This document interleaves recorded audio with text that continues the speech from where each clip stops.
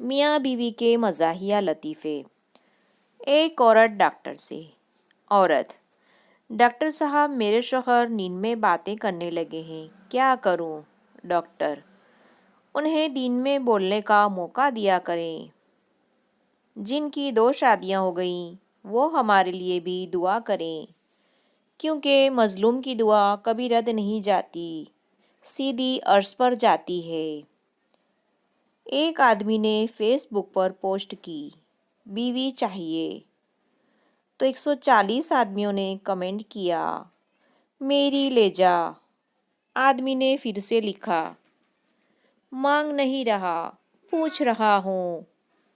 بیوی اپنے شوہر سے: تم تو کہتے تھے شادی کے بعد بھی مجھ سے پیار کرو گے۔ شوہر: تو مجھے کیا پتا تھا کہ تمہاری شادی مجھ سے ہی ہو جائے گی۔ کھانا بنانا سیکھ رہی ہوں، اگر کبھی وہ گھر نہ ہوں گے تو کیا میں بھوکی رہوں گی؟ پڑوس میں بیٹھی خاتون کافی دیر سے لمبی لمبی ہانک رہی تھی۔ میں نے کہا، آپ APJ عبدالکلام کو جانتی ہیں؟ وہ کہنے لگی، لو جی، میں جب بھی بیمار ہوتی تھی تو انہی سے دوائی لیتی تھی۔